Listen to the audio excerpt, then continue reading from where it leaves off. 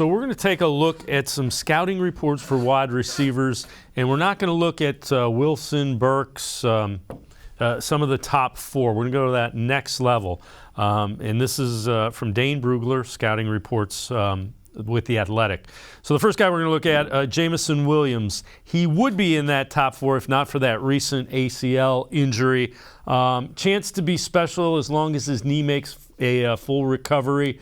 More than just speed, tracking the ball, makes easy adjustments on the football. And again, this is a guy who he'd probably be a top 10 guy if he did not suffer the ACL injury in the championship game. Another guy, Penn State guy, so another Big Ten guy, Jahan Dotson, puts defenders in conflict with his twitchy speed, beats press, and manipulates coverages at the stem. Undersized, but above average hands, natural body control. Isn't a tackle breaker.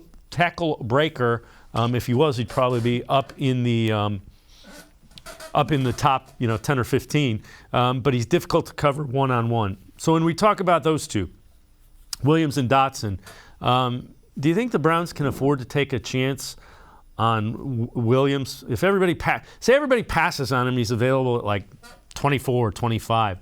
Do you pop back in and try to grab him? Do you try to trade back into the first round? I think it depends on, a lot of different factors. Number one, did they already take a receiver at 13, or was it a quarterback, or do they have another quarterback lined up or whatever?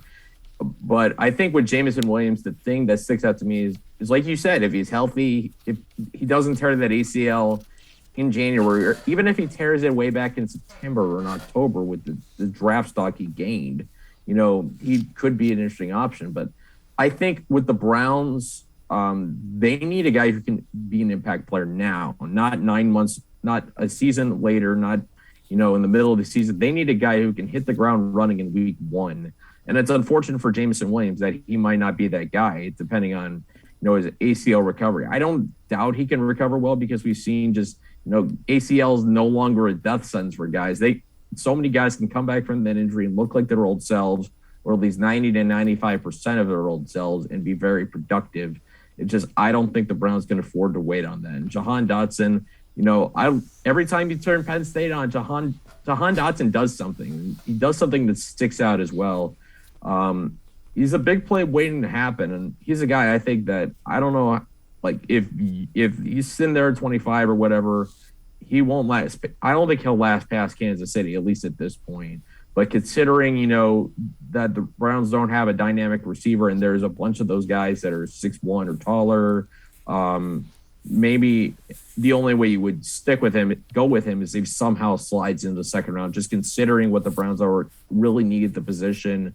If they were able to somehow come away with Treylon Burks, Drake London, that first round, if the pick was either Burks or London in the second round, Jahan Dotson's there at 44, and you were able to get him, all of a sudden you go from a receiver core that's not exactly dynamic to one that has a lot of really tough weapons to stop.